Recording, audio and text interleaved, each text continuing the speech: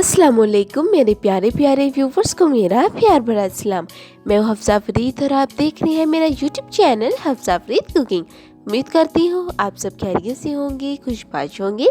आज की रेसिपी बहुत ही मज़ेदार और यूनिक होने जा रही है, क्योंकि आज मैं इस रेसिपी में मैं आपको बताऊंगी कि तिल की पापड़ी घर पर कैसे रेडी कर सकते हैं बहुत ही आसानी के साथ। In detail tips and tricks भी मैं आपको बताऊंगी कि ऐसी कौन कौन सी गलतियां हैं जिससे हमारी ये रेसिपी सही तरीके से नहीं बन पाती।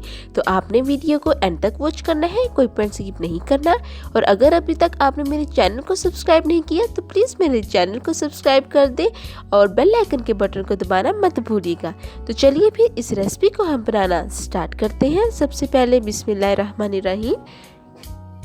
सबसे पहले देखिए ये 1 कप वाइट तिल लिए हैं। अगर इनके अंदर डस्ट हो तो आप रुमाल की मदद से इनको अच्छे से साफ़ कर लीजिएगा, ठीक है।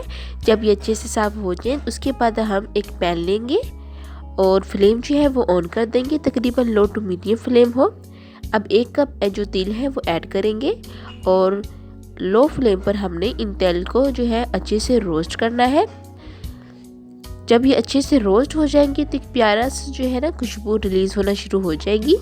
रोस्ट करना बहुत ज़रूरी है, तो तकरीबन 5 से 6 मिनट लग जाएंगे आपको। तो देखिए अच्छे से रोस्ट हो चुका है। अब मैं इनको प्लेट में निकाल लेती हूँ और प्लेट में निकालने के बाद इनको ठंडा करने के लिए हम छोड़ देते हैं, ठीक है। चलिए जी, अब हम दूसरी तरफ फिर एक पैन लेंगे और इसके अंदर मैं 1 कप ही चीनी ऐड कर रही हूँ। अब यहाँ पर हमने चीनी को कैरामलाइज करना है, साथ ही 1 कप में पानी ऐड कर रही हूँ। अब लो टू मीडियम फ्लेम पर आहिस्ता आहिस्ता जो चीनी है इसको हमने मेल्ट करना है। स्पैचुला मदद से हिलाते जाइएगा।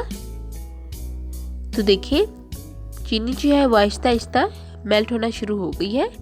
फ्लेम आपने हाई नहीं करना, अगर फ्लेम हाई करेंगे तो जो चीनी है वो जल जाएगी और जो टेस्ट है वो भी ख़राब हो जाएगा। चलिए जी, अब देखिए तकरीबन चीनी जो है वो मेल्ट हो चुकी है। अब यहाँ पर मैं तकरीबन 2 टेबलस्पून सिरका ऐड कर रही हूँ। अगर आपके पास सिरका नहीं है तो आप लेमन जूस भी ऐड कर सकते हैं। इसका फ़ायदा ये होगा कि जब चीनी मेल्ट हो जाए उसके बाद चीनी दोबारा अपनी क्रिस्टल फॉर्म में नहीं आएगी, ठीक है। क्योंकि जो चीनी जब हम मेल्ट करें तो जल्दी से अपनी क्रिस्टलाइज फॉर्म में आ जाती है, तो थोड़ा वक्त लगेगी, क्रिस्टलाइज फॉर्म में जल्दी नहीं आएगी। अब ये देखिए जो चीनी है वो अच्छे से मेल्ट हो गई है और जो चाशनी है ना चीनी की वो अच्छे से बन चुकी है। अब वो कैसे बनी है ये मैं आपको बताती हूँ, एक टिप्स बताती हूँ। 1 कप पानी में ये 3 से 4 ड्रॉप जो है चाशनी के डालें और अच्छे से जब चाशनी हम निकालेंगे अगर वो बोल बन गई तो समझ लें कि हमारी जो चाशनी है वो अच्छे से रेडी हो गई है। ये मैं आपको दिखाती हूँ। ये देखिए इस तरह के जब बोल बन जाए तो समझ जाए कि हमारी जो चाशनी है वो अच्छे से रेडी हो गई है। चलें जी, अब चाशनी जो है वो तो अच्छे से रेडी हो गई है। अब इस पॉइंट पर जो आपने तिल अलग रोस्ट करके रखे हुए हैं वो ऐड करेंगे। तिल ऐड करने के बाद जल्दी से इनकी मिक्सिंग करेंगे। फ्लेम जो है वो लो टू मीडियम रखेंगे और ये काम आपने बहुत तेज़ी से करना है। और जो है ना तिल उनका भी कलर आहिस्ता आहिस्ता चेंज होना शुरू हो जाएगा।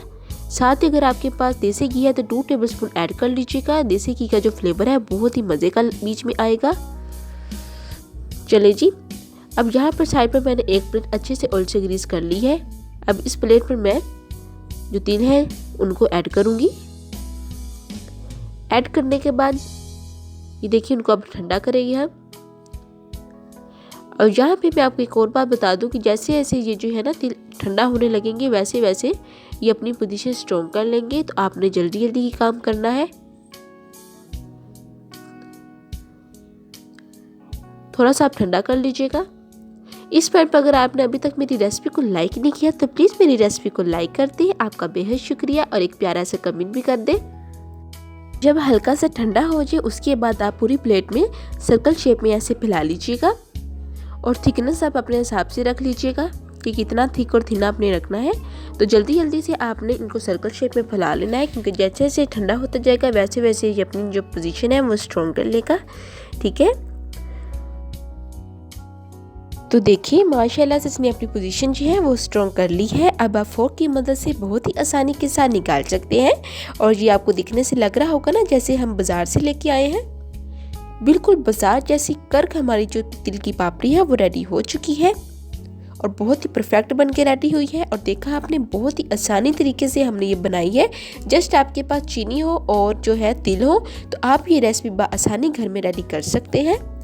उम्मीद करती हूँ कि आपको मेरी आज की रेसिपी बहुत पसंद आई होगी। रेसिपी अच्छी लगी तो रेसिपी को लाइक कर दें और मेरे चैनल को सब्सक्राइब कर दें। आपका बेहद शुक्रिया। फिर मिलूंगी एक नई रेसिपी के साथ, तब तक हफ्सा अफरीद को दें इजाज़त। अल्लाह हाफिज़।